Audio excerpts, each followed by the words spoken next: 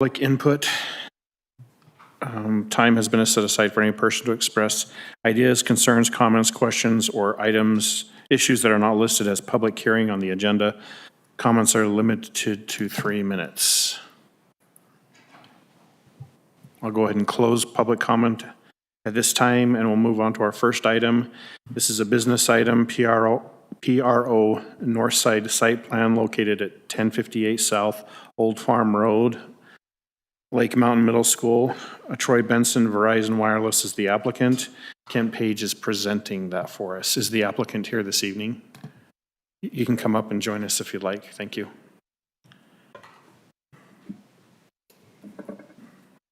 Go ahead, Kent. Let's see, where do I point this?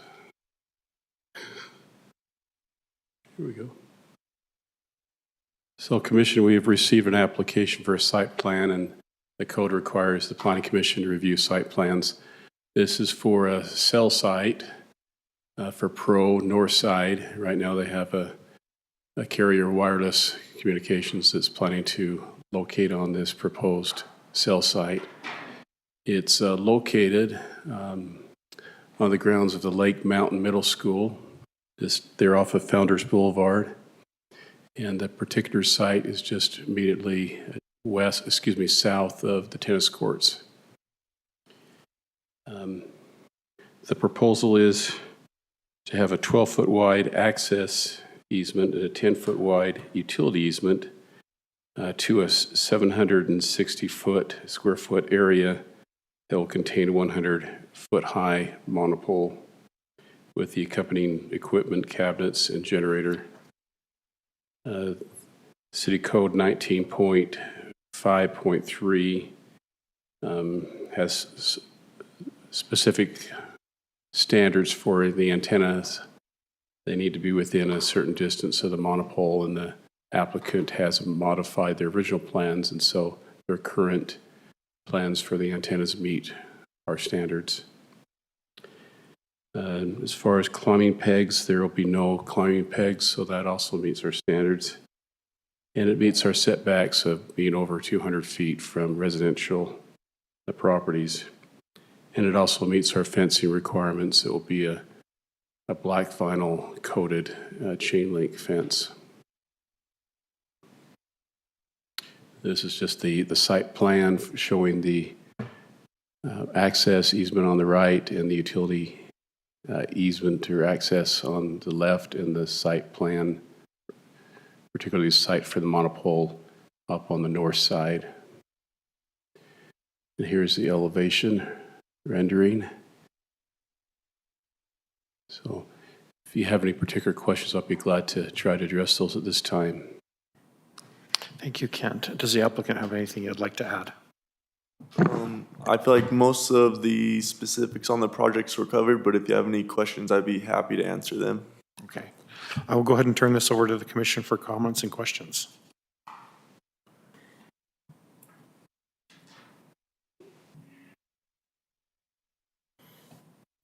Commissioner McConkey.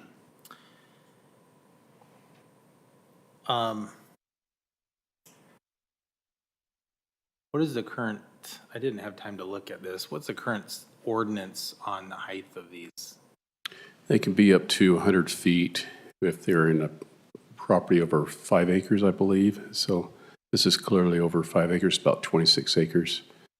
So they meet the maximum height requirements, or they're up to the maximum height. Okay. I'm wondering if we want to revisit that ordinance.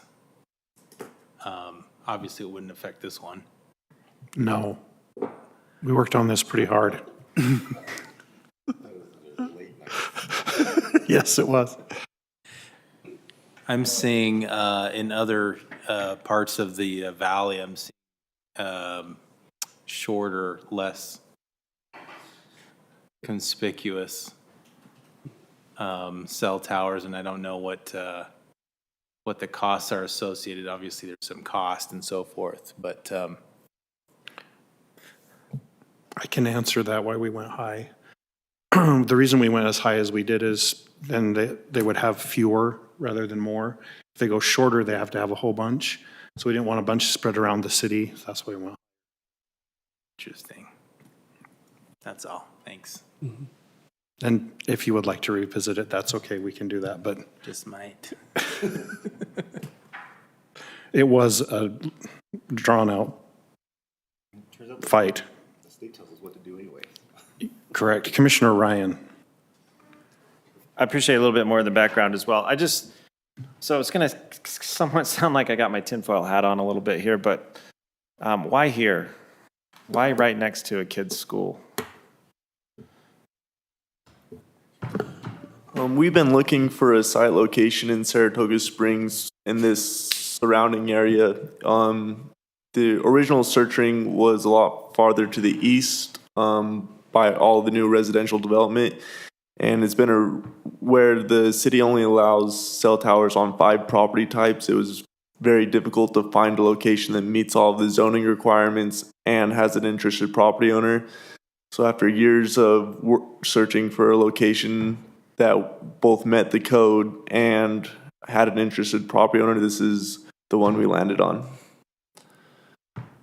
And then is the diagram that we were given in the one that's up there, is that's essentially what it will look like? I know sometimes there's efforts made to sort of mask, even though you can still tell what it is, but it still kind of helps a little bit more to mask pros or cons of being able to do that in a site like this.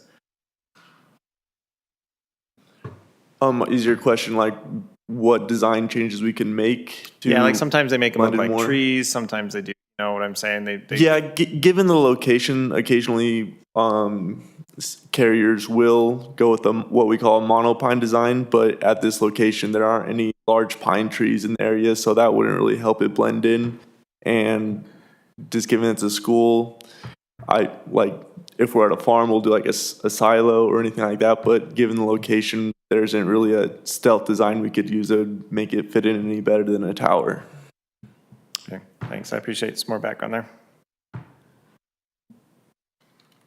Commissioner Kilgore. Yeah, I remember also talking about what requirements we could make for camouflage, and it turns out that since we do have so few trees, that we realized that by saying we should want trees, that it would actually look even worse. So we looked at pictures and all that stuff as well. So I totally see it the way it is. Yeah. It's been my experience that unless the camouflage is done extremely well, it almost looks worse than just a regular pool. Yeah. I would agree with that, but I think it looks horrible to have this on a school property. That, again, personal opinion, and I understand that's all that it is at this juncture, but it just, I don't like the look of having a giant cell tower right south of tennis courts at a junior high school. Yeah. I know the school districts have been welcoming for more Right, revenue. and I understand that. I mean, you mentioned it's an interested property owner, right? So They get paid. That's why they're Yeah. that will drive interest quickly. I could just add some background information to that. The school has the school district has a pretty lengthy approval process themselves, and to get approval for this site, it needs to go before the school community council, the school PTA, the school principal, the capital planning committee, and board of education, and we received approval from all those parties. Thanks, that's good background. Yeah. I guess as parents would rather have it there than close to residential or something that might be even more visible to them. Right. Yeah. Yeah, and the city's ordinance requires the tower to be set back 200 feet from the nearest residential property line, and at this location, we're about 570 feet away. Makes sense. Thank you. And this is can't say the vowels, an administrative process. And so I always ask the client, just to cover myself, are you willing to comply with all the conditions in the city planning staff packet? Yes. Okay, thank you. That's all I have. Commissioner Burns. I was actually just going to ask about the school process where it is on school grounds, but thank you for covering that.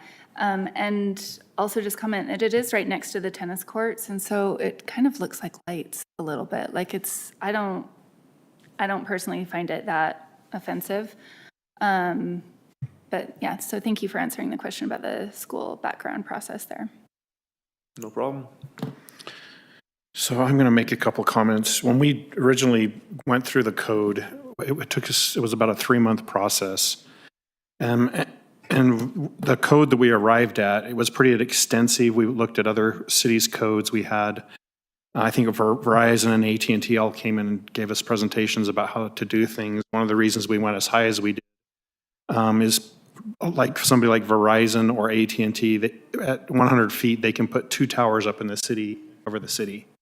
And that was why we went with 100 feet.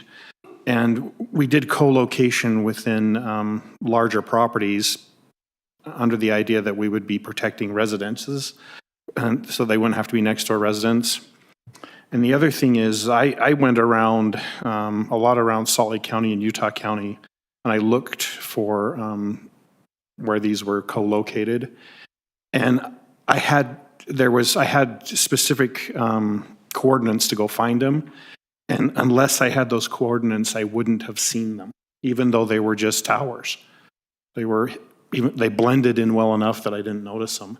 And I also noticed in my daily, just working around, not necessarily looking for them, I would go to the mall and go, oh, wow, I didn't realize there was a cell tower there, kind of a thing. So they're there, and they just sort of blend in because we don't think to look for them. So anyway, that's my 2 cents worth on that. I'll go to Director Stroud and then Commissioner Kilgore. Yeah, with cell towers, they're obviously a necessary evil, if you want to say that. I mean, every one of us probably has at least one cell. I have 2. So we do need them.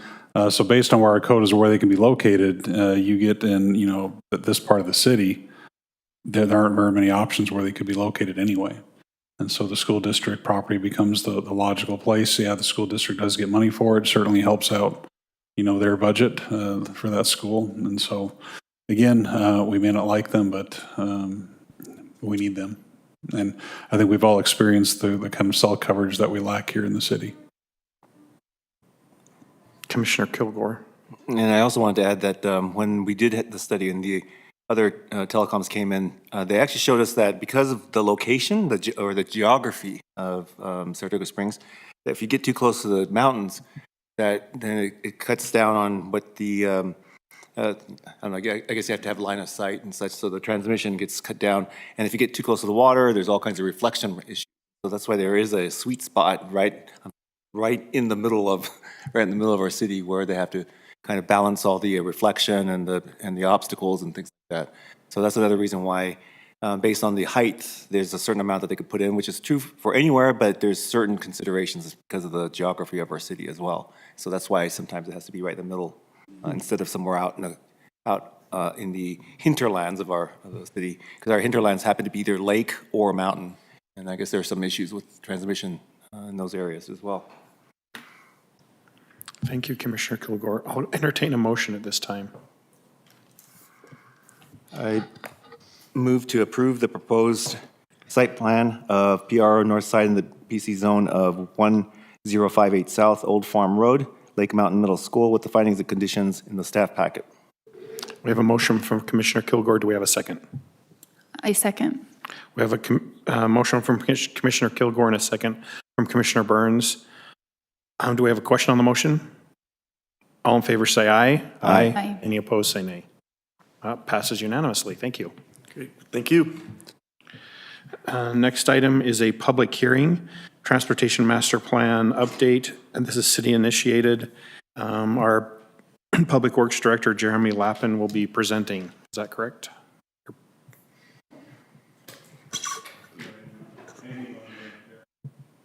Okay. No. Pretty self-explanatory. A copy of the new Transportation Master Plan is in your packet. There's been some modifications. Mostly the changes were on the church property between Pony Express and the temple. This is based on some new planning they've done on that area. I think there's one application in called Aviano or the Retreat. Viviano. And as part of that, we've asked them to look at that because their plans have changed considerably since their original city center area plan back in 2010. So that we think is a better connected system. The old layout had a bunch of collector roads that teed into roads and didn't have through connections. And so this layout makes a lot more sense because you can actually continue from point A to point B without making 3 turns on a collector road. And then we did get rid of one intersection east of the river on Pioneer. So our old master plan showed 2 new intersections between the river and 2300/Saratoga Road. Talking to UDOT, that was not consistent with their spacing, would not have been allowed. So this eliminated the one that was just east of the river and leaves the other one, which is something that they will approve. Council actually approved an updated corridor agreement, I think last month, that codified that kind of with them. So, and then there was a few other little cleanup things there. So happy to answer any questions you may have. This is an update to the city's general plan. So that's why code requires a public hearing, the planning commission, city council, because it's basically a code update if you want to compare it to that. Okay, this is a public hearing, so I'll go ahead and open this up for public comment. I'll close the public comment at this time, and I'll open this for the planning commission for questions and comments.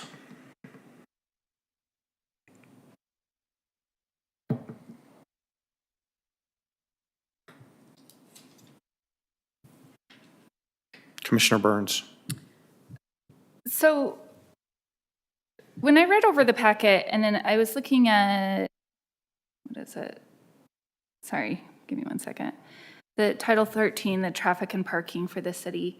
There's nowhere in like our city code anywhere that I can find or in that kind of addresses some of the issues that the older neighborhoods have with the narrower. Is there somewhere that addresses that or looks at that anywhere? It feels like we keep coming up on just issues with like the IUDs. Oh my gosh, I can't say those. Yeah. Is there somewhere where the city kind of looks at that or says like, hey, historically we have these areas with older streets that are not up to current standards? And I don't think there's anything in the code that identifies restrictions on older roads.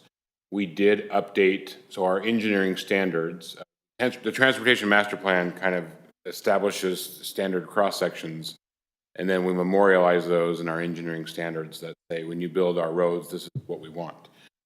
So we did have narrower roads about 5 years ago. You and City Council widened those. I believe we added about 4 or 5 feet of asphalt. So starting about 5 years ago, they were anything new is considerably wider. And then City Council actually has directed us to widen them even further. There was a state law passed last year that said cities can't have local roads wider than 32 feet of pavement. That was in response to developers, I guess, complaining that cities were requiring, not us, but other cities were. So since that became the new, I guess, state standard as far as the maximum pavement width, and in conjunction with, as you pointed out, this concern that we may now have a lot more on-street parking with accessory dwelling units and things like that, we will be bringing back in the near future a widening further. So the new asphalt width for a local road will be, I believe, 32 feet, which is what the state law allows the maximum. So if you go back to the old narrow roads, those are 24 feet of asphalt to 32 over 2 iterations. You're talking about, 8 more feet of asphalt, which is almost the entire travel lane. So the new roads, starting in that change forward, will be really wide, which will address concerns. Basically that will leave you plenty of room to have on-street parking and plenty of room to still get a fire engine cars through. But as far as your comment about the old neighborhoods, I don't believe there's any restrictions about ADUs on the old roads because of the narrow road. Definitely is a concern that council has brought up about not just the roads, but all the other utilities that were not necessarily designed to accommodate ADUs all over the city. Now, it may not be an issue, right? We don't know. Maybe only 1 in 10 people or 1 in 20 people do an ADU and it doesn't end up becoming a strain on our system. Or, you know, obviously, we don't know. So, I'm not exactly sure how maybe Fred could answer what the issue is if it's determined that there is not sufficient capacity. I'm assuming if that came an issue, we would cross that bridge. But if there was not sufficient capacity in a road or a utility, and ADUs, you know, were coming to the point where we realized it was becoming an issue, at that point, I think we address it legally somehow. But I don't think that's a current issue. So I'm just looking at table 2-3 on the roadway classification, and it has for parking, for residential streets that, parking's allowed. And I would just say, maybe we should be looking at that and saying, hey, parking is allowed as long as the street width is above a certain amount, and maybe put some actual regulations on that. Also, and this is maybe a little bit of a side topic, but so between Redwood Road and Mountain View Corridor on Harvest Hills Boulevard, right there where it connects, I know there's been some problems with when there's accidents, just that boulevard being filled up with commuter traffic. Is there any kind of ongoing check for that to make sure that that is not happening? So as far as on-street parking, you're right. If you and council wanted to pass a restriction on on-street parking on certain road widths, you could do that. We don't have that currently. We do address all parking issues on a case-by-case basis. If the fire chief comes to us and says, hey, there's a specific street, for example, we actually had an issue on Jordan Ridge condos, those 12 plexes behind this commercial center here. We had an issue with on-street parking on both sides. Fire chief identified it. We went out there and we marked one side of the street no parking. So we don't necessarily need that codified. I believe we retain the right to operate our streets as we see fit, and if that means we want to come add no parking on an area, we can do that. But we don't have a blanket restriction per se. We do a case-by-case basis. As far as traffic issues on Harvest Hills Boulevard specifically, I know we are working currently on an audit of the roundabouts to address some ongoing issues with traffic and pedestrian safety. Those are very old-fashioned roundabouts that were built a while ago, and they're not necessarily the best for slowing down cars, right? Cars typically just fly right through them because they're not designed. Modern roundabouts address that with more. You hit those roundabouts right, you don't even have to turn at all. No, so we are working with some engineers right now. I think we're looking at every single roundabout in Harvest Hills, looking at what we can do to keep cars slowing down, improve pedestrian safety. So that is one issue that I know we're addressing. As far as traffic congestion specifically on Harvest Hills Boulevard, I'm not actually aware of you may have specific congestion during peak hours, but I'm not aware of an ongoing pervasive issue. And I mean, obviously I live in Harvest Hills, so I see it more and am exposed to it more, but there is a school right there, and there's kids that are walking there, and there's been a few times where there's been an accident either on Mountain View or Redwood, and there's been a lot of traffic that's come through. And the concern really is just that it's a neighborhood between two major arteries of the city going into the city, and so it's just actually more curious than anything else with that on that one. If you're talking to any of the parents or any principal or whatever, and there's a specific spot issue that we can address, I would just encourage them to reach out to us, and we're happy to work with them. And we have a variety of investigative tools that we can do, traffic counts or whatever. And if we can identify improvements we can make to a specific area, by all means, we do that pretty much continuously year round. We get people reach out to us all the time. So yeah, it does seem to just be mostly if there's an accident and one of them's shut down, then there's a lot of people going through. So, but yeah, thank you. Thank you, Commissioner Burns. Commissioner Kilgore. So in the development that I live in, this Saratoga Springs development, I think it's called. I'm not sure what it's called. Phase one was, so when we bought our first house in Saratoga Springs, it was in phase one of that development. And the road requirements were smaller, you know, in those days. So they met the code in building the roads, but now it's much smaller than what the code requires. So I guess they're grandfathered in. Also, the streets are private. But I was wondering, because when those homes were bought, it was like us when we had no kids at the time, and now and now that we have kids and the kids are teenagers, they all have cars. So now when I drive down that area, I mean, there's a lot of the homes don't even have driveways. They was just built back then when homes didn't even have driveways, and so the cars are already parked on the street, and now almost everybody has a car on both sides. So no one's driving very quickly through that road. But the biggest concern I thought was when there was the fire, and a lot of folks were just driving back and forth. There could be issues with getting any fire truck through that particular part of the development, and it's the only access to get through that section. So when the roads are private, does the city have any recourse? Like you said, where maybe to designate one side of the street off limits. Can they do that with a private road, or is that just something that you have nothing to be able to do? I'm going to defer that to legal. Right. Thanks for putting me on the spot. I don't know the answer to that. I would have to research it and get back to you on that.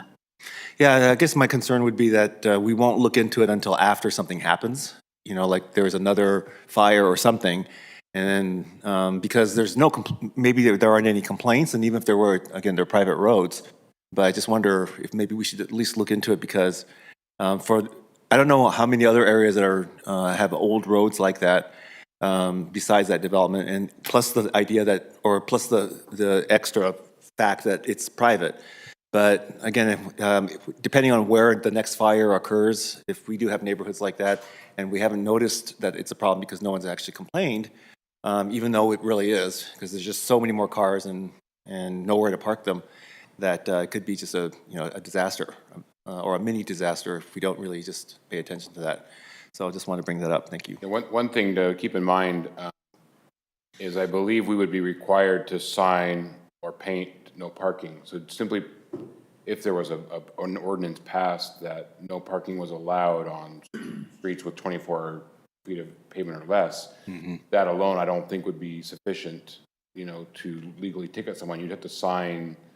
You'd have to have some physical thing on site to notify them. So you could imagine the sheer number of signs you'd have to have up and down every neighborhood to be able to enforce that. So I don't, I believe, because I believe we're all bound by the national standards for traffic control devices, right? So that the driver or someone in our state sees the same thing in a different state. You can imagine the confusion if every state had a different set of rules and signs. So we obviously, and so I think police can't actually ticket someone unless it's meeting all, unless the signage and the no parking, everything is meeting the national standards.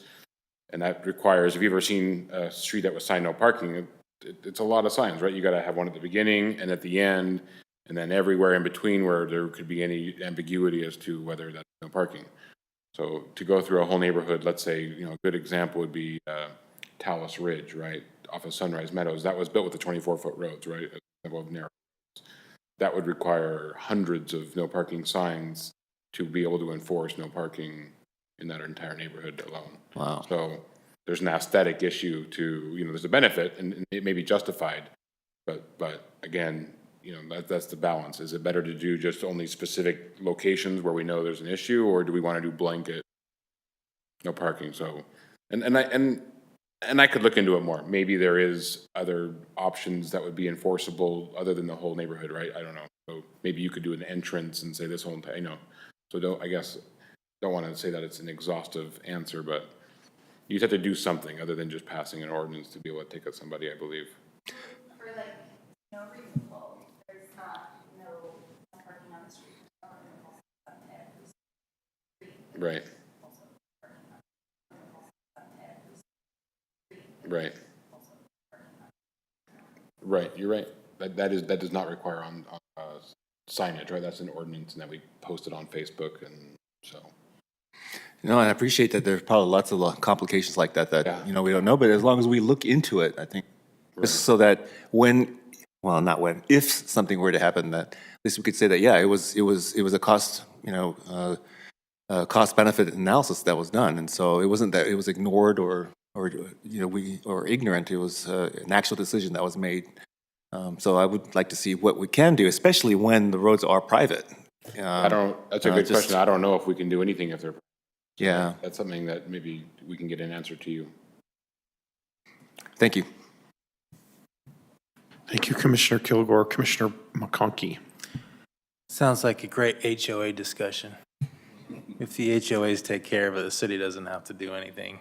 And I think that's a great thing. It's kind of funny, Jeremy, because I was talking to a couple of my coworkers who used to work with you. Oh, And we were talking about how many traffic lights there were once upon a time in one. Yep. So my question is, this being a master plan, are there some, over the next 5 years, are there some specific traffic lights? So and the reason why I ask is because, of course, as all of us who are used to the one traffic light, and now we have a few more than one. It was that one. Yeah. That was the only one in town. That was it. There's some, just some offhanded remarks that are made from time to time about how, you know, all of the great things that come from having to wait Yeah, so there's. in line. So over the next 5 years, what's anticipated as far as, Oh, yeah, so I think there is an exhibit in that report that shows where all the anticipated future signals are. Now, again, that doesn't mean we can't put signals. sometime in the next 20 years, right? Well. Or it's built 10 out, right? years, or, So typically it's on an as warranted basis, right? There's certain volumes that trigger, you know, typically left turn movements. As far as UDOT, you know, so anything on a UDOT road, a DOT road, that would be done by UDOT. I think they just finished their last one that was scheduled. That was the one on Market Street and Pioneer Crossing, just west of Redwood. Just got recently finished. I don't think that there's anything on their radar in the near future that I'm aware of. The other ones that I'm aware of in the near future are developer driven, right? So Wildflower has a signal planned at Wild Blossom and I forget, there's an intersection just west of Mountain View Corridor at Wild. That'll have a signal. There will be a signal on Pony Express in the North Shore development at 800 East. So those 2 or 3 signals will be installed by those developments. There's not currently, I believe, anything in the budget for the city to do in the near future, right? The one we just finished is the one over here on 400 East and Crossroads Boulevard that was done with this recent project. But then everything else would be on an as warranted basis, right? So, well, you know what, there is, I apologize. UDOT is working on one on 4 South right now. So 4 South and Redwood, UDOT is working on a signal there. Okay. So that is what I just remembered. Other than that, we kind of wait and address them as the traffic volumes trigger. Obviously, we prefer to developers pay for those when their developments, you know, trigger the need for it. yeah. There are some existing intersections, you know, that we're going to be on the hook for because, you know, it's already past when development was there. But yeah, other than the one in North Shore and the one in Wildflower, the UDOT one on 4 South, those are the only 3 that I can think of off the top of my head. Okay. Thank you. But there'll be a lot more, obviously. Well, yeah, I mean, you look at the Yeah. master plan. And, Yeah, so actually the other one, we were just talking about the Aviano, previously called the Retreat, which is just across the street from the junior high school. They will be installing a signal that lines up with the west entrance of the junior high school. Okay. That road will ultimately come down and almost be a full quarter circle to 4 South. So 4 South will come out. I'm sorry, not 4 South, Schoolhouse. Schoolhouse Yeah. from the Legacy Farms will come out and then turn due north and intersect with that west entrance. So that developer, he's gonna that's gonna be on his obligation to install that signal with their project. So, which is, I thought, a nice thing for Schoolhouse Road. Schoolhouse Road goes from one school to the other school. Perfect. Okay, thanks. That answered my question. Thank you, Commissioner McConkey. Commissioner Kilgore. When a developer installs a light, who then manages it? Is it like some amenities where it's given to the city? to manage? Is that how? Yes. Okay, and then when the city manages lights and there's UDOT lights, how do you coordinate the on and off lights? So we actually connect, so UDOT is really good at, even though the lights are not the DOT's lights specifically, they have them all, we work with them we connect them all to their traffic operations center. So we don't yet have our own traffic operations center, we're just too small. But all of those lights, I think almost all of our city lights are still connected to the UDOT Traffic Operations Center. So they can see them, they could potentially make modifications. They wouldn't do that without coordinating with us first. And then we have a consultant, we have in-house electricians who do some maintenance stuff, but we also have a on-contract consultant that helps manage all of our signals, all the programming and things like that. And he has access. So UDOT is very open with their system, so we can access their programming and coordinate our programming, reach out. They've been, their staff is really good about coordinating with us. So, but they can actually typically see what's going on with our signals from their traffic operations center. They don't actually have to come on site. Okay, thank you. So one day we will have our own traffic operations center. Thank you, Commissioner Kilgore. Commissioner Ryan. Jeremy, how often are like the level of service studies conducted? Is it primarily just in conjunction with the major overhaul of the transportation plan, or will the city say, hey, we know this is a trouble spot, we want to go look at this? Just informational, neither here nor there for what we do tonight, but just. I mean, both, right? So when we update our traffic master plan, typically they evaluate the city as a whole and just say, here's what we think. And then they look at, there's some regional, MAG, Mountain Land has regional models in UDOT. And we try to incorporate that to say, okay, based on this growth, when do we think, these improvements are needed? But then we also require each developer to do their own traffic impact study with each development. And their development study will identify improvements needed, maybe when the project is built, 5 years out, 40 years out, different, making sure they have the right turn pockets and what does, that's where identified, hey, this will need a signal, maybe not today, but in 20 years and things like that. So it's kind of like a multi-pronged approach. We're looking at it as a city, we're asking developers to look at it, us looking at it. And then, we're also, when we have a site-specific issue, so for instance, the last year or two, one of the big hotspots for us has been Foothill, right? Just been really difficult congestion. So we've hired and done specific studies on Foothill and things like that to identify that specific location because that's kind of an hotspot, so. Okay, I think that's everybody. I'll go ahead and entertain a motion at this time.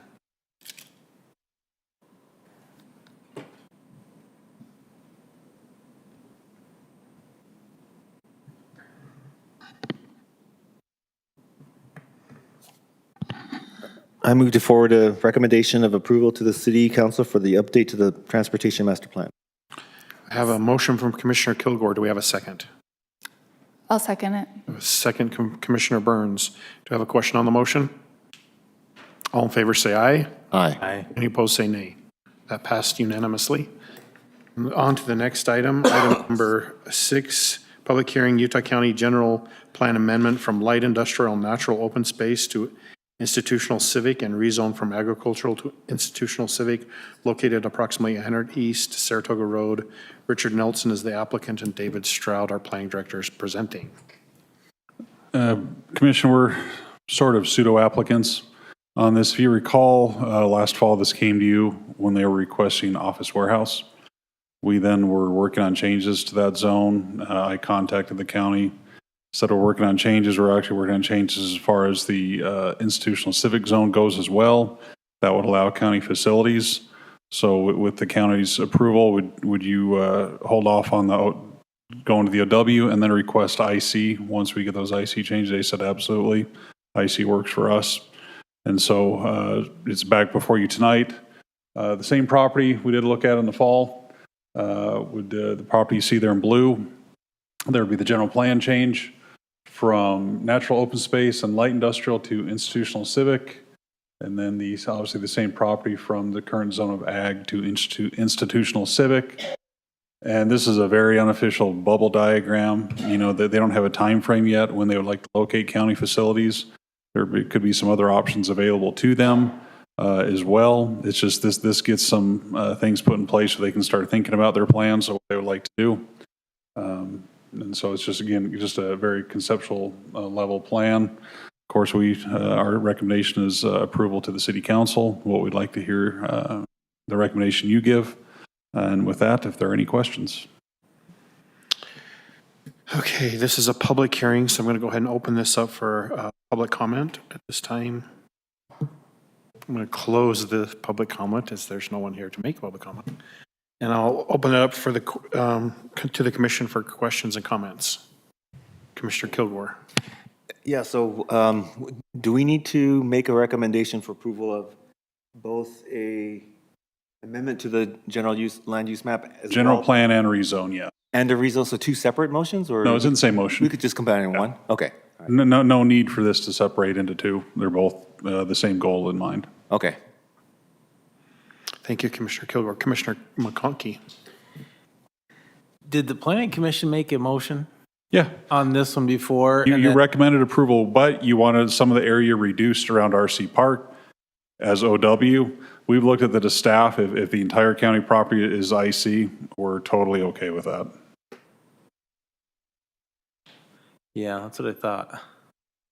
So, now say what the last part of what you just said again? Well, remember when when it was requested OW, Yeah, one of the property that was around RC. yeah, and our recommendation there, was where they're exactly what showing you a trail. said on You that. did not want that as OW. Right.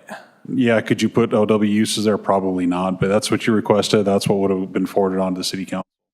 Yeah. Now, due to the very, the limited nature of what you can put in IC, that would be county facilities.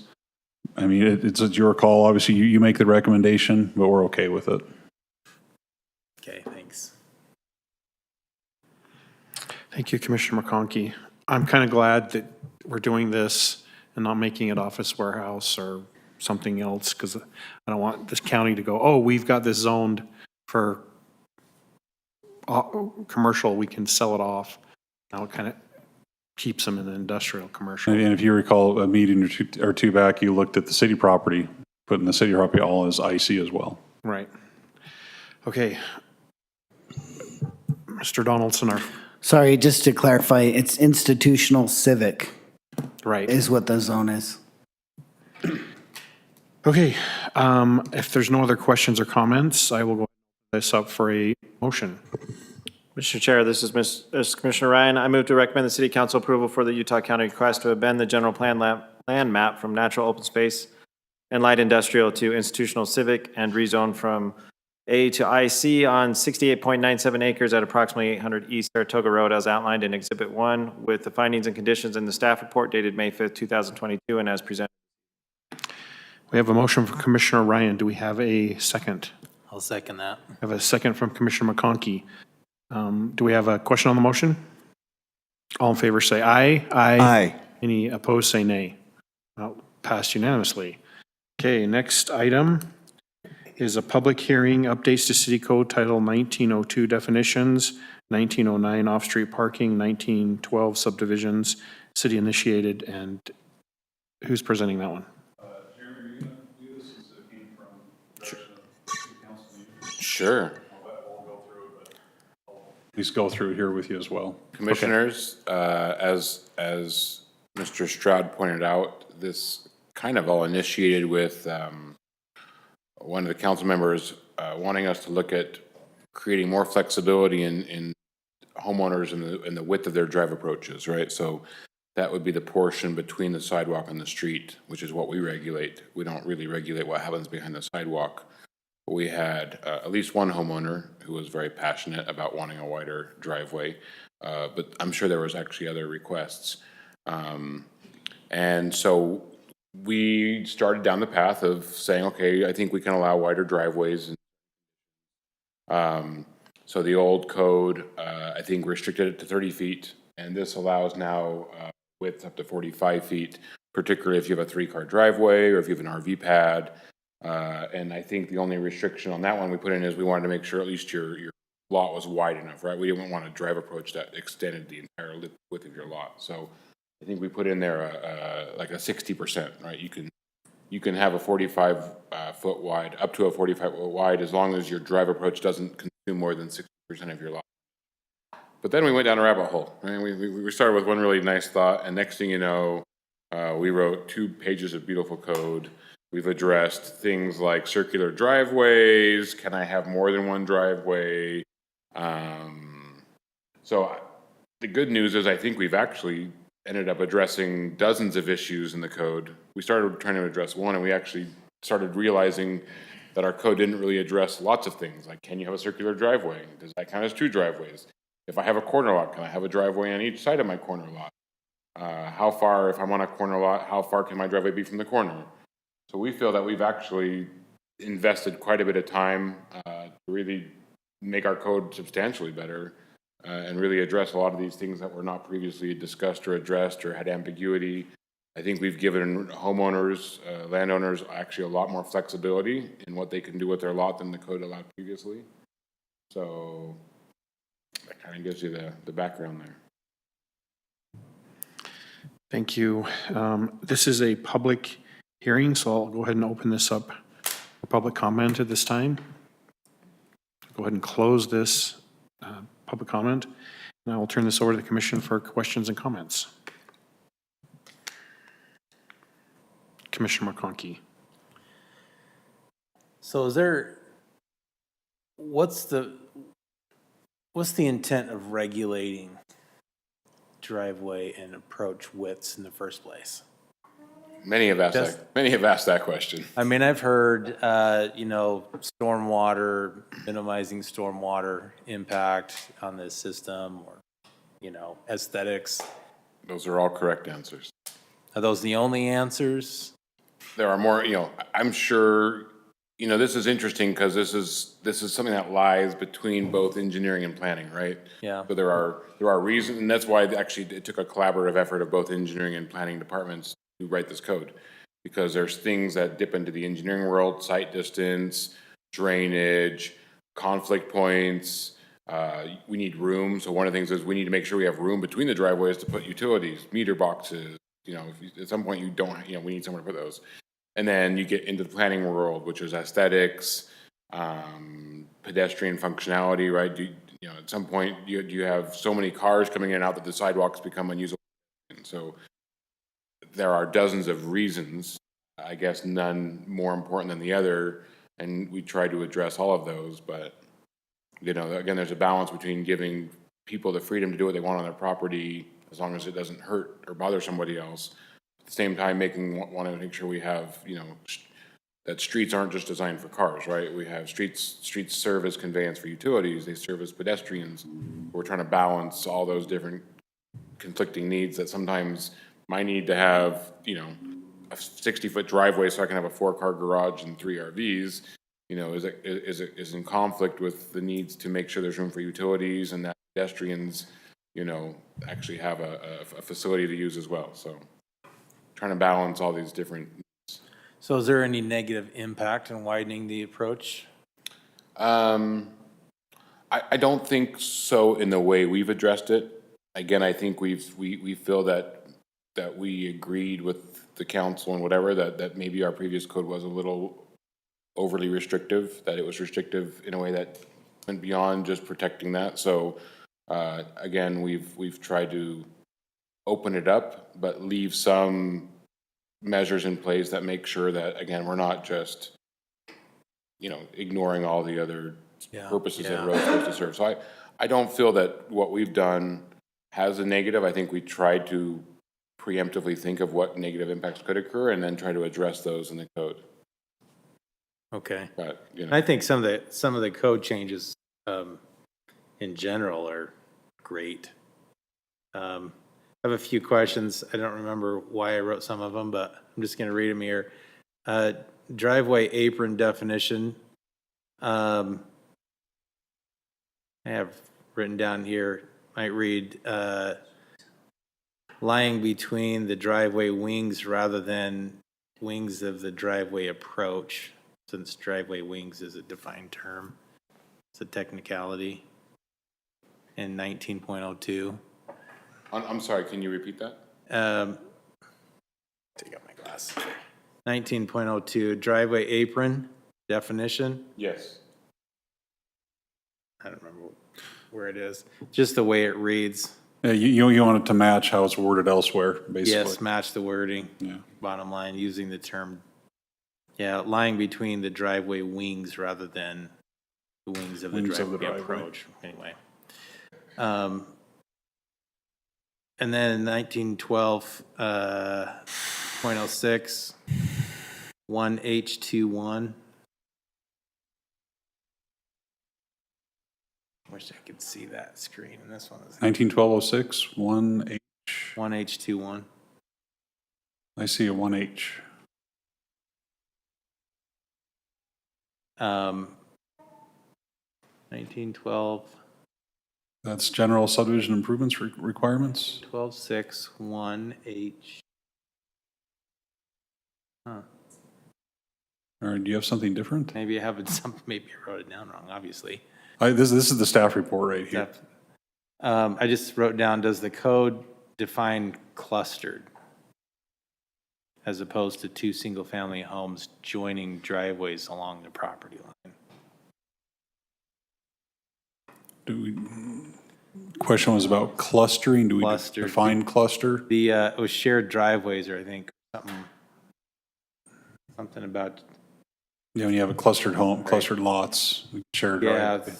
and clustered homes. Just wondering if I don't think we actually do define cluster. I have a definition of cluster. That might help to clarify what we mean by, by the shared driveway. I have in my mind certain properties that have essentially created a shared driveway. It's like, I think our city attorney has something he would like to mention. I'm just looking for the word cluster. Sorry. Can you repeat where you? Trying to find where you're referencing. I wrote down 19.12.6, 1H21. Under subdivision layout, if you go down. Yeah, it's right here on the screen. Yeah, so Yeah, shared driveways may be used for clustered single-family lots. And your comment is, well, what's a clustered single-family lot? What's the basically? definition of a clustered? Yeah, That's a good clarification, yeah. that was my question. How come I can't find it on mine now? Maybe we could just use a more common vernacular than clustered, you know? I mean, cluster's a great word for it. And if we define what clustered means, Okay, I see it. I mean, if you have, 4 eighth-acre lots, Right. that's not necessarily clustered.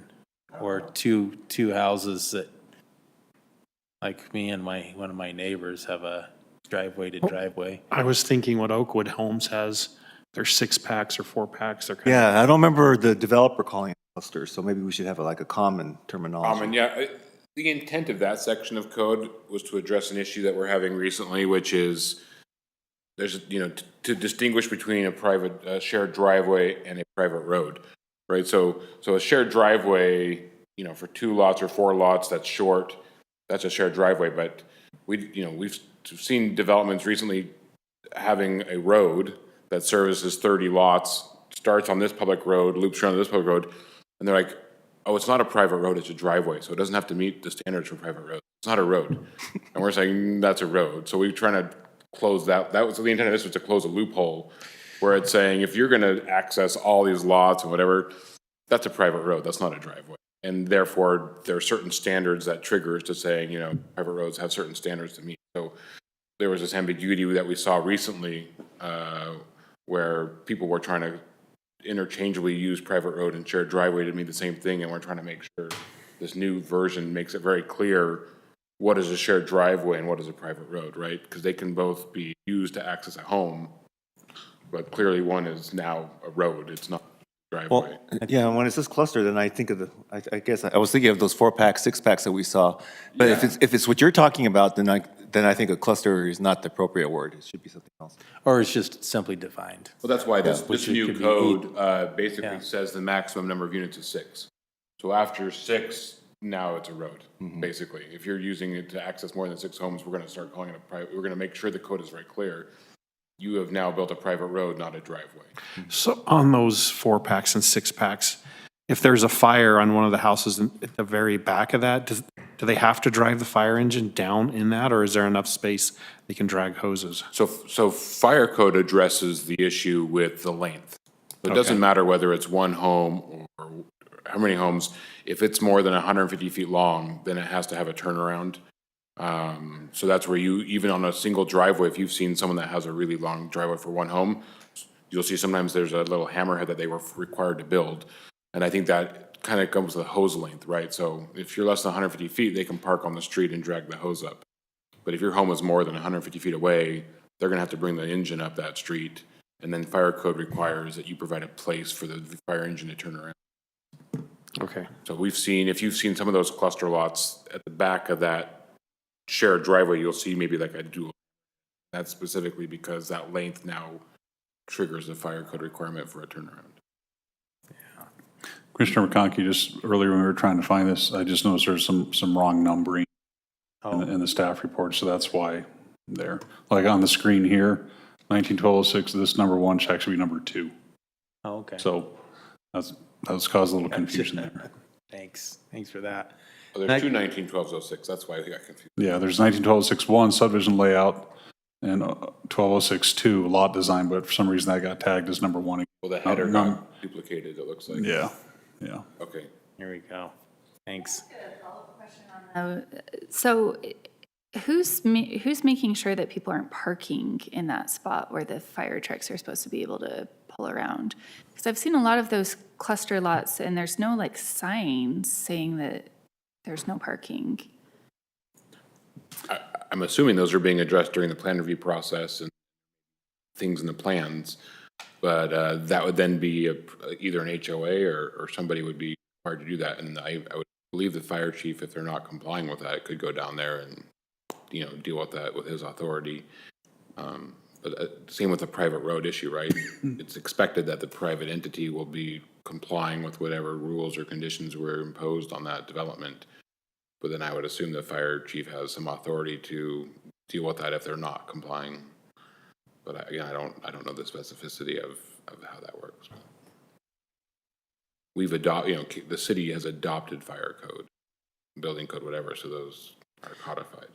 But even in those hammerheads, if they have a no parking sign, I mean, really, it's kind of ignored from what I see almost everywhere. I've got a couple other things, real quick. Same 1912.6, and I'm guessing it's 2H4. Driveway approach locations. I just wondering if staff can explain the code section further. What's the purpose of the 5 feet from the property line? I don't remember what that was. Right here, driveway approach locations. Driveway approaches shall be minimum of 5 feet from the property line where water meter. That's for utilities. So Okay. we have meter boxes and pedestals that need to go at lot lines. So we need, that leaves us a minimum of 10 feet. Okay. So that you actually can have some utility boxes in between the driveways. Again, you got your secondary meters, you got your culinary meters, transformers, all the different things that, need to be in between the lots. So that leaves some room for that all to go. Okay, that makes sense. We tried to make it as small as, that was the smallest we felt was reasonable while still leaving some room. So. That works. And then in that same code section, Roman numeral 5, should this section also include some wording such as or conflicts with planned improvements contained in the general plan? You're suggesting we add? Correct. Okay. Is it possible to email me your comments so we can incorporate those before we take it to, or any? Yes, I'm afraid this week was, I didn't have a lot of time to do a lot of much, so I No, it sounds like you have some didn't good even comments. finish my whole review, but. Yeah. And by all means, if you have Yeah. more time and more thing, we definitely love another set of eyes, because like, we're not perfect, so, Well, like I said earlier, I think there's some great changes. yeah. So I think very much needed. I just, where we're dealing with the general plan right now, I thought it might be appropriate to include something about what we have in the plan. Sure. Because this was about Make it a little more expansive, you're suggesting. avoiding some future conflicts. Right. That's all I have. Thank you. Thank you, Commissioner McConkey. Any other comments from the commission? Commissioner Burns? I had a question under the shared driveways. So it says shared driveways with 4 or fewer dwellings not providing minimum of 20 feet of parking space shall install a remote garage door opener prior to issue of. And that was in the black text, so I'm assuming that Yep. means it's not, that's the existing code, right? That's not changed, but, What, so basically just, why was that in the current yeah, code? what is that? I think just the thought of that they actually park in their garage. So it's as if it's not, so basically if they don't have enough room to park outside the garage, right, 20 feet is like enough room to park and not pull in the garage. This appears to say that if you don't have enough room to park outside your garage, you have to have a remote opener so that you don't end up parking outside the garage and blocking the street, I would assume. Yeah, along with that, I suspect it was probably tied to that, but also if it's 4 or fewer, you're gonna have a shorter driveway. People waiting for the garage to open while somebody's in the driveway, blocking somebody. Would it happen often? Probably not, but I suspect it's a combination of what Jeremy said and what I just did. We honestly thought about, is that outdated, right? Like, who doesn't have an automatic garage door opener anymore? But some people don't, I guess. Or sometimes they have a 3-car garage and one of the garages does, and the other one. So I guess we felt we were already tackling so much, we didn't want to open one more issue that maybe was not a critical issue. Yeah, I just didn't understand it. Now that it's been explained, I understand it. You could argue it's a little outdated, but I don't know that it's causing an issue. I don't know. It hasn't come to an attention. Someone was saying, hey, this is a problem. So we felt, why fix something that's not broken? But Great, thank you. Thank you, Commissioner Burns. Commissioner Ryan? I appreciate the discussion. It looks like, we're on a learning curve here with some of the developments coming in and being able to address, like you mentioned, Jeremy, the loopholes or things that have been discovered in the process. I actually just have quick editorial comments. So on some of the section headings, there are periods after the section heading, and then on some of them there are not. And I would argue for consistency to go through and do it one way or another. I believe the standard is a period after all of them. So there's just a few that don't have them, like 1909-05 would be one. And then also on a consistency, on 1912-06, general subdivision improvements requirements, 1 lot design, and we repeat that one twice. Yeah, I'm scrolling through, I found that error, Yeah. so I'll have to clean this up So tomorrow. lot design, so 1912-06, 1, and then B for consistency, I would put a comma after parcels. When we're listing things, we put a comma after every second thing. Yeah, everywhere else. if you would have seen the original document, what this looked like. Yeah, so there it is right there, just on B. Yeah, then this highlighted section that's crossed out here is elsewhere further, earlier in the document, but then we still have it shown down here. So we need to delete that as well. So, yeah, it was quite colorful in the, as the rabbit hole Jeremy mentioned as we were working on this. well, that one I think is correct. We also took the opportunity to consolidate it. So we found that we had talked about driveways in like 3 different sections of code. Yeah. So we said, let's just delete these ones and keep everything in one section because it was, again, confusing. So the reason we deleted it there under 2 where it's crossed out, because we moved it to the other one where all the other discussion was, because it didn't make sense to have remnant discussions in other sections about driveways. Because we've added it right there. Yeah. But we need to A little bit. delete it off of this one right there. Yep, and then just a little farther up, Dave, on that page, right where you're at. Up a little bit more, up to B, right there where it says all lots, parcels. I would put a comma after parcels, just to keep consistent where we list things everywhere else. Which one? Oxford, comma. Yeah.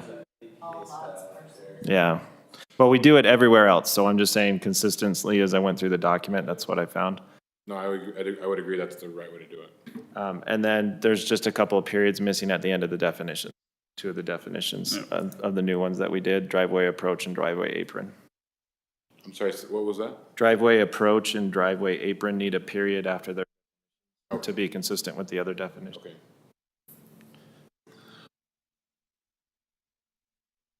So substantively, awesome, and then just these little ticky-tack things, pretty easy to fix. So I appreciate the work that's gone into it from all the staff and the collaboration.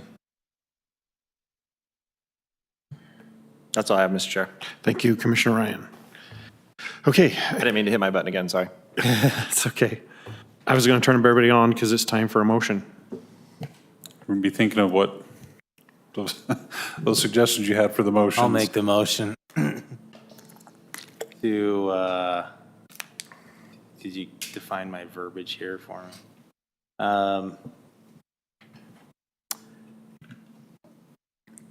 That's where we're at. Based upon the evidence and explanations received today, I move to forward a positive recommendation to the City Council for the proposed amendments to Title 19, Chapters 19.2, 19.9, 19.12, with the findings and conditions in the staff report dated May 12th, 2022, and also with the additional recommendations that were stated by Commissioner Ryan about the editorial recommendations there, to also include verbiage in, you get the code section right, 19.12.6, I believe it's 2H5, is that correct? Not 1H5. To include, I had it here, but I moved it. Was that the error in the numbering? Yes. To include the verbiage or conflicts with planned improvements contained in the general plan, or similar verbiage that would make it grammatically correct.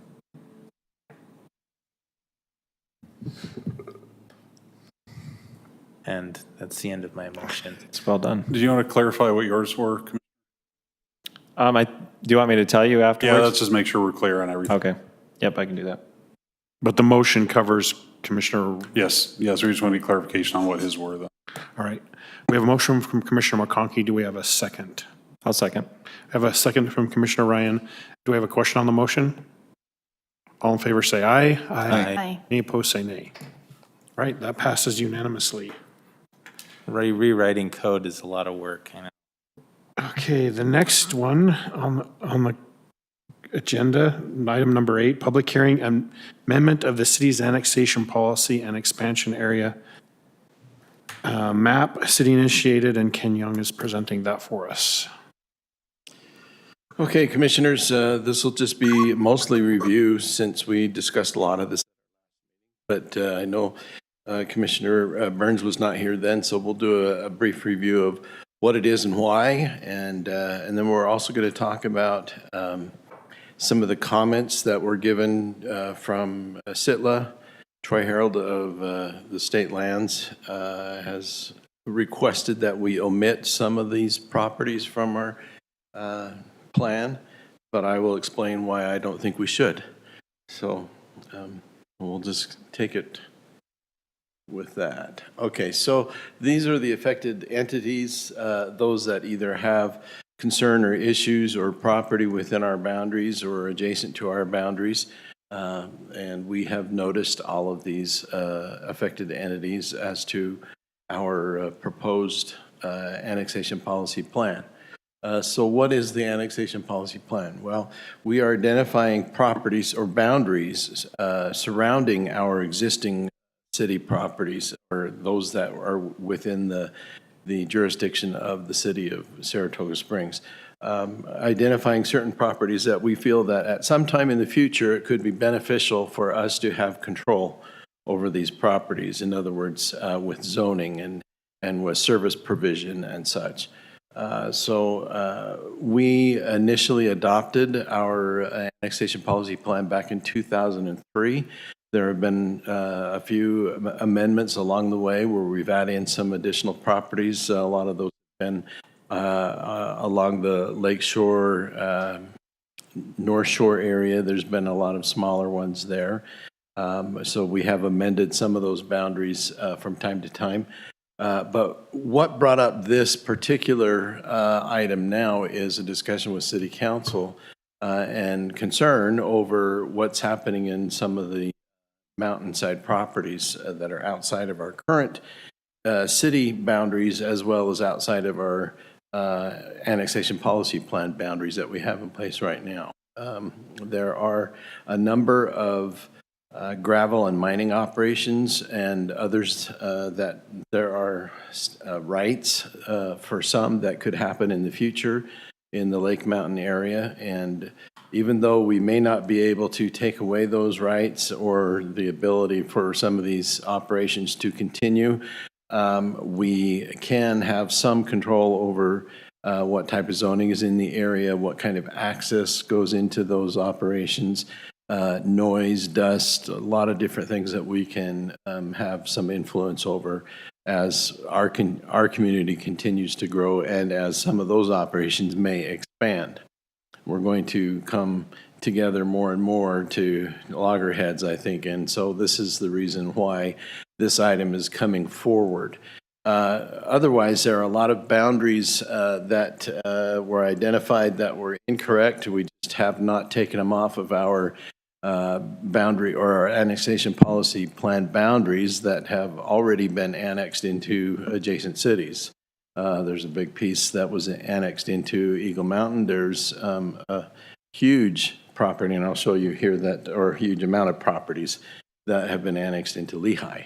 So we'll just kind of go down through this. On this, it shows that the current total acreage of the city, including, well, not the city, but our plan, which includes city boundaries and our already stated annexation boundaries, is 22,175. When we make the corrections here for what has already been taken out, and then add in properties, we're ending up with about the same amount of total acreage in our plan. It's just looking different on the map. So overall increased acres in our plan boundaries would be 457. So what has been taken out already, and we have to identify that in our current plan, are those areas shown here that are in circle. That the three on the eastern side are all currently in Lehigh, and then the one on the western is Eagle Mountain. So we, of course, need to take those off our boundaries. They've already been annexed into another city. There's no need or purpose for us to include those in our annexation boundary. Now, there could be opportunity to have boundary adjustments between the two cities. It's not necessary for us to have that at this time in our annexation policy boundary, and it's sometimes not politically expedient to show that in our boundary that we're trying to take over some property in another adjacent city's area.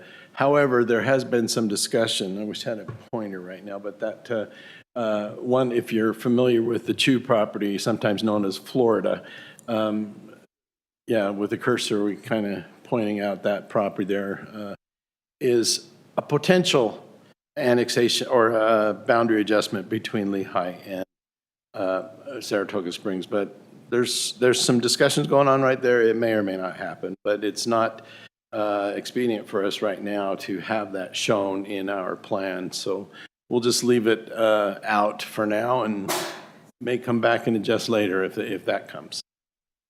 So those are the areas that are removed. We'll go on to new expansion areas. So what's shown here on this map, you'll see the red line boundaries are what's the current city jurisdiction boundaries. Excuse me, I'm about ready to sneeze here. Trying to keep it back. Then beyond the red, you'll see some properties that are shown in yellow and green, which is our land use plan for if and when those properties are annexed into the city, then we have a plan already in place for what the land use should be. So the green, of course, is open space or agricultural. Then you've got the yellow areas that are identified for residential development. We are looking now beyond that to the east, going up in the higher, steeper slopes of the mountain up to the ridge generally, for areas that are not so developable, or even maybe impossible to develop, but have drainage ways going down through the mountain. And these drainage corridors come eastward down the mountain into Saratoga Springs. And because of that, and because of other potential hazards such as wildfires that we've seen, it may be beneficial for us to include additional properties on the eastern slopes of Lake Mountain. So we've identified these properties now. Properties considered, we've identified those here by ownership. So the yellow is BLM, the blue is Sitla or the state lands, and then the red and orange are kind of more individual property owners, private property owners. At the very top of that is pink, and that would be the church that owns property up there.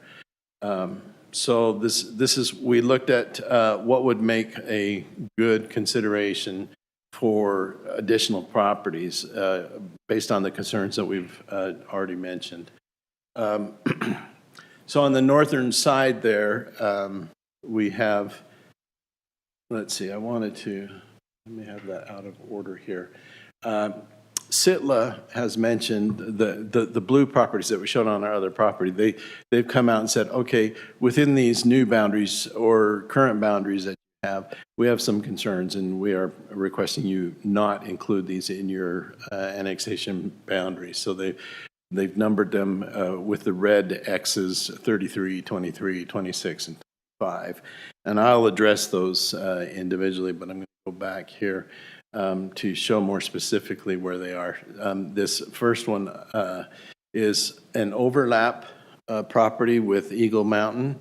We've had discussion with them, and their main concern and reason for why they want to have this property in their annexation boundary, and that is possible to have an overlap in annexation plans, is number one, for access that would go over the mountain and come into Saratoga Springs, and also for recreation purposes.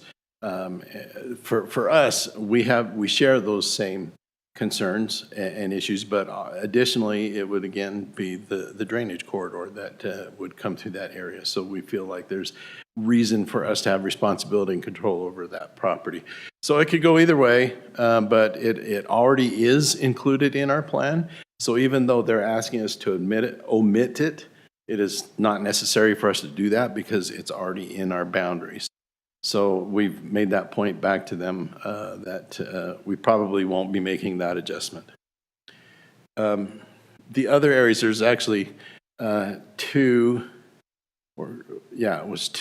properties that are in the red circled area, blue here, that are actually, you'll see the annexation, the current annexation boundary line is the black dotted line, and the new proposed is the red dotted line.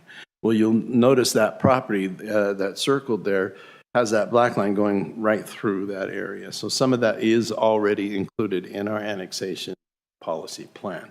It's the western part towards the red line that is not currently, but that's drawing a line right through a property that doesn't make sense. I'm not sure if we paid close attention to that when we adopted that line. It just looked pretty, a nice straight line, pretty on the map, but it doesn't really make sense when it doesn't follow property lines. So if we're going to have any of that property, it should include all of it. So I think that's the reasoning for us to include that. And then they have also asked that another piece down further on the southern boundary not be included. So they have various reasons for why any of these properties, they wouldn't prefer to have them in our annexation plan. However, just because we're including them in our annexation plan does not mean they will ultimately be annexed. It just means we have interest into the future or having opportunity to have them annexed. So our response to SITLA, and I'll read through these, and I did include some of these in the staff report, so you may have already read these, but these are important points to make. Since SITLA is the only affected entity that has made comments within the legal noticing period per state code, and so we are obligated to respond to their request, but they are the only affected entity that met that deadline. So although I did mention we had a conversation with Eagle Mountain, but they haven't chosen to have any protest in this. So the first point is the ridge line of Lake Mountain served as a basis for determination. I think I'm going to go back to that map. I'm going the wrong way. You'll notice the ridge line kind of follows on the western side there. You can see that just going right over the top. Hopefully it's clear enough for you to see, but that was our guide in deciding which properties should be included. Now again, it would be nice to just draw it right along the ridge line, but that bifurcates properties, property boundaries. And so to have it make sense, we chose those properties that are largely on the eastern slope of the ridge line. And then those that are largely on the western slope, we just either left, it either goes up to the current boundaries of Eagle Mountain, or we just are leaving it outside of our scope and into Utah County jurisdiction. So that was a determining factor as to which properties we should include in expanding our plan. Properties on the east side, drainage corridor, we mentioned that. City's best interest to have involvement and control over mitigating and controlling natural landscape hazards, fighting wildlife fires and mountain above our community. Any proposed expansion of mining and gravel operations in these lake mountain areas regarding access, noise, and other potential concerns. So we've already mentioned those. No current plan to annex these properties, which for the most part have very steep slopes and are largely undevelopable. Any annexation would include an agreement with SITLA. So we cannot, unless we can come up with a very specific, determinable, extreme health and welfare issue, we cannot force annexation of these properties. So if there was just some interest because of our desire to have control over the hazards and the drainage corridors and whatnot, it would be in an agreement with SITLA that we would come into that annexation, should it ever occur. And if we don't have that strong need and they don't have the desire, it'll stay unannexed. And some of the properties requested for omission are already in our current annexation policy plan, as mentioned earlier. Staff sees no concern with including these properties in the annexation plan boundaries, as any issues or concerns with SITLA's properties can be resolved at a future time if ever actual annexation is pursued by them or by the city. Nothing will change for these SITLA properties regarding zoning, land uses, or property rights before annexation occurs. So it's just kind of a blueprint to the future, and allows us, should we ever want to annex them, we've got it in our plan. If it's not in our plan, we have to amend our plan first, and then we can annex them. So it's just kind of a forward-thinking step. So the recommendation is to approve it as presented, and I'll take any questions. Thank you, Ken. This is a public hearing, so I'll go ahead and open up for public comment. And I will close for the public comment at this time. And I will open this to the commission for comments and questions. Commissioner McConkey. So, if islands end up in Utah Lake, I think there's a lot of people who just don't even want to consider that if. I would rather not. Yeah. But if, then is it possible to expand an annexation plan Certainly. through the lake? There would be Because- a lot of issues that we would have to jump into that I'm not sure we want to deal with, that we have to be part of the Utah Lake Commission and follow a lot of other laws and such. But if there were actual islands there, I think we would have interest in that, certainly. But I would say that's something to address if and when. Just looking forward. Yeah. I hope it doesn't happen, but if it does. Okay, thanks. Thank you, Commissioner McConkey. Commissioner Kilgore. On the, excuse me, in the property owner initiation of annexation section, it's that same number, 113 third.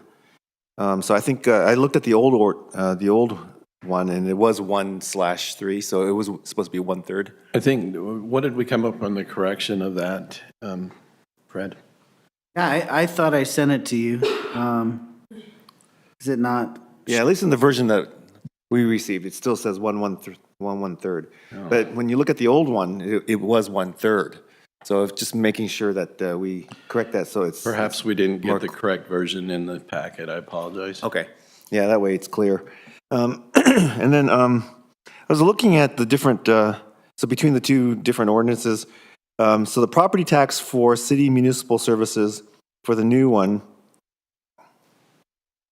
is, what was it? Oh, it's 0.001359 times the acreage, and then the other, the old one was 0.001495. So it looks like we are dropping the tax on municipal services, at least as far as the rate is concerned. Why the decrease? Is it just cheaper now because we have more properties, or? That's a good question. That would be something that would, have been approved by previous councils with budget. Those are the numbers that were given to us from our budget division. I'm not sure what the reasoning might have been on that, but that's what our current tax levy mill rate is. So. Oh, okay. Sorry, Commissioner Kilgore, are you looking at page 5? Is that, or sorry, for the 1/3? Because I do see that we did change it. Maybe it was, See, I'm looking at the big staff packet, so. Oh, yeah, it is 5. That's right. or is it page 6? What I'm looking at is page 5. And on our version, it still says 113, 1/3, 113, and then the RD. Which number on page 5? It's the very first paragraph, paragraph 1, under property owner initiation of annexation. Okay, I think you do have a different version than, I'm looking at the staff packet Oh, okay. that's posted online, and it has it. It's Oh, changed. okay, good. Okay. Yeah. Yeah, this is the one that was just, it was in Dropbox. Okay. And then, actually, yeah, I do have one more. So are there,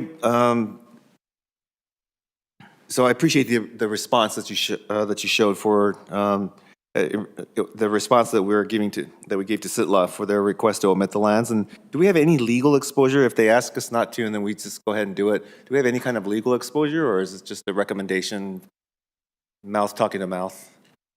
Yeah. Go ahead. I don't think so. I think the code just requires us to respond to their comments. Yeah. So, yeah, we can approve whatever we want. I mean, they can protest it, and if major problem, which just an overlapping plan into the future, like the general plan is a land use, it's not zoning. This is not annexation. This is a plan for potential annexation. So I don't think that there's anything hanging out there that, if it were to be annexed, that's where they could come in and make their real concern. Okay. You mean. All right, thank you. That's it from me. Which I might as well mention, there is a potential movement going forward that some of these properties may be requested, or staff may look at actual annexation coming in on some of these properties. Great. But that has to happen after this plan is approved. All right, thank you. Thank you, Commissioner Kilgore. Commissioner Ryan. So that's kind of where I wanted to pick up the discussion, because I was trying to think in my mind, this is almost largely ceremonial, right, in practice. We're just basically putting a plan in place, approving that. And for SITLA to be as active as they are now on identifying these 3 properties, where it's largely what we're not really in the actionable stage, I guess. I was trying to think what might be their concerns, and just making sure that we're being, I guess, a good partner or a good neighbor, or whatever you want to call it. If they're already, three separate pieces of property of ding their radar screen before we're even really getting to, and maybe what you just said, Ken, helps a little bit. Maybe there are plans in motion to annex sooner rather than later, that we're moving faster than what I thought we were going to be moving with this. But I'm just trying to understand, and I guess as much as they were probably private conversations, which I can respect, but as much as you can share, and just in terms of the course of those conversations and or the justifiable reason, or the reasons that they're putting forward, make sure that we can understand those better, if that's fair. The only thing that I've heard, and this has been in this conversation, we did have, if you'll recall, some of you may have known that last fall we went to the county to see if we could have some of these properties rezoned so that it wouldn't permit further expansion of mining operations. That was the big concern. The county was not interested in our request. We had a work session and we just kind of reviewed it with them, and they did not ask any questions at all and did not invite us to move forward with that. So that's when, and one of their comments was, probably the best thing for you to do is annexation. So in conversation with the mayor and the council, they decided, yeah, let's look at annexation instead. The county's not going to help us. So, but Troy with SITLA was involved in that meeting that time.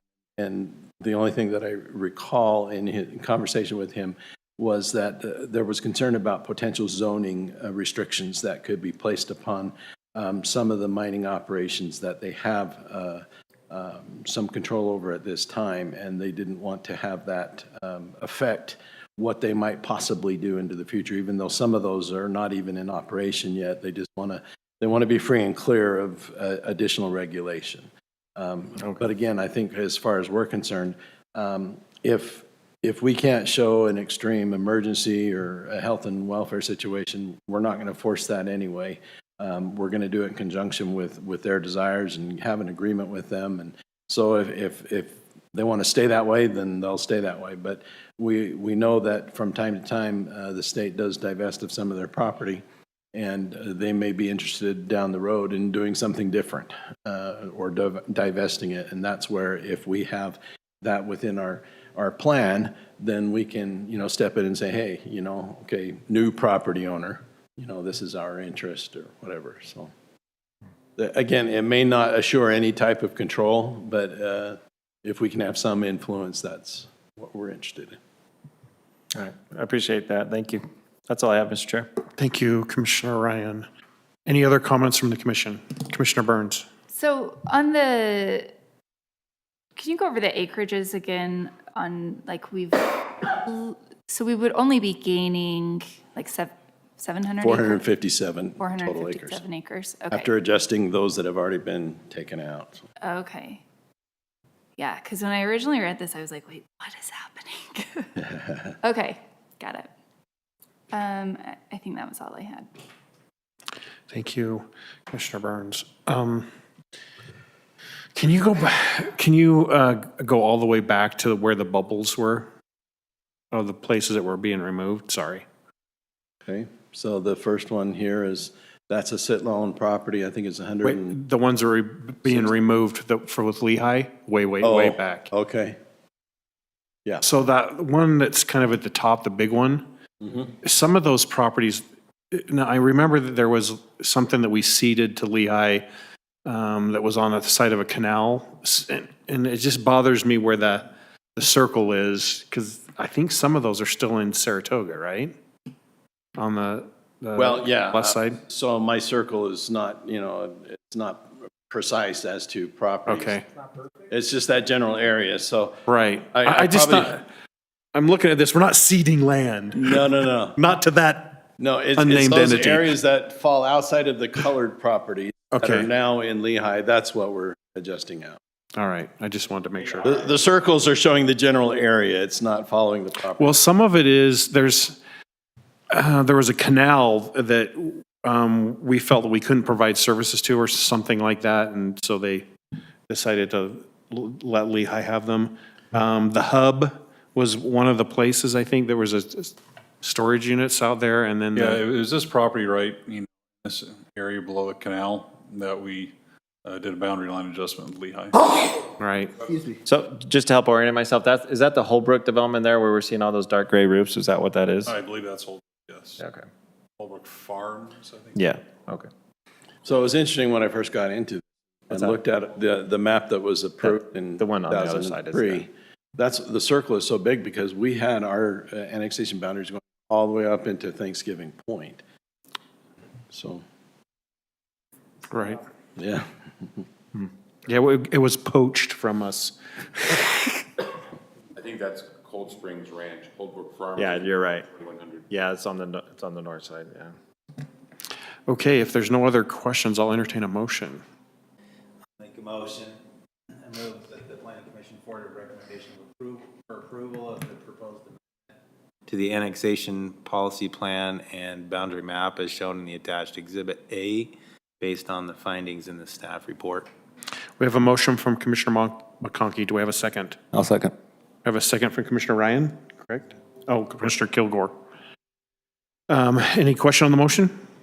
All in favor, say aye. Aye. Any opposed, say nay. All right, that passes unanimously. Thank you.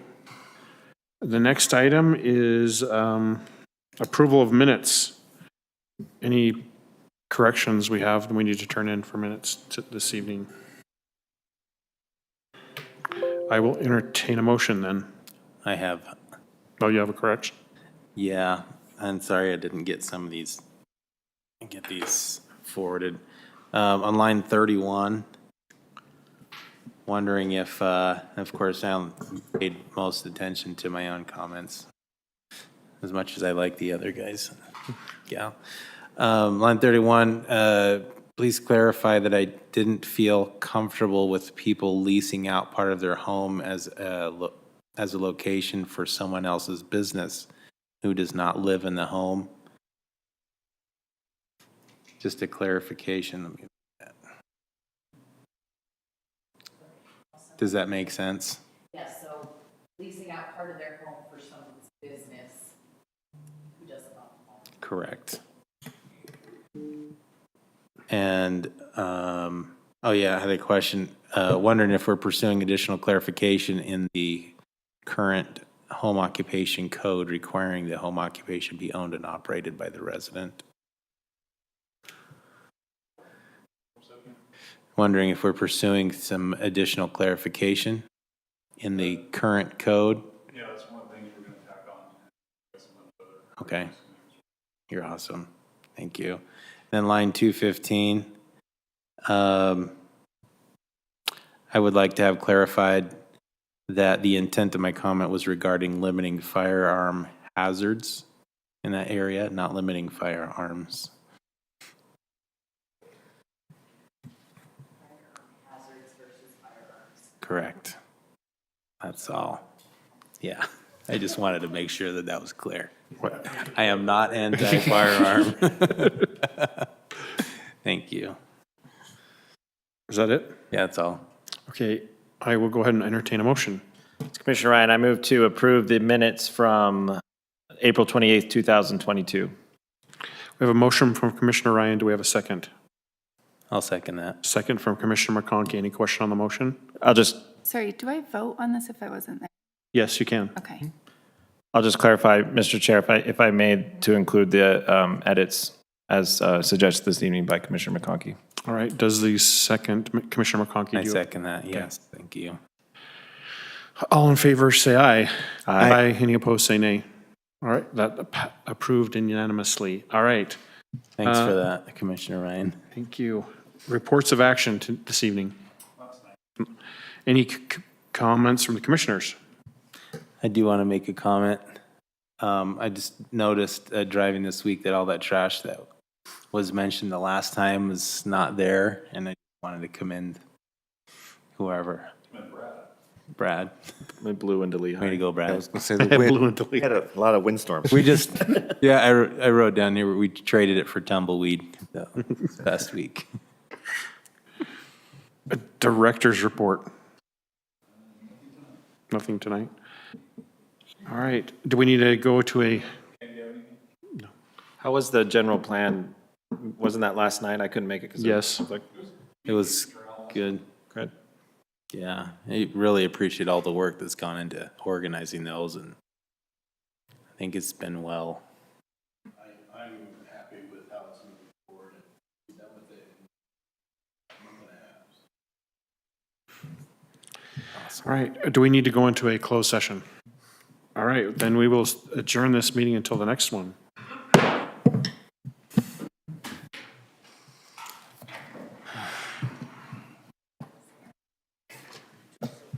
Hey, Jeremy, I was talking to Eric Lundell and Gary Myers.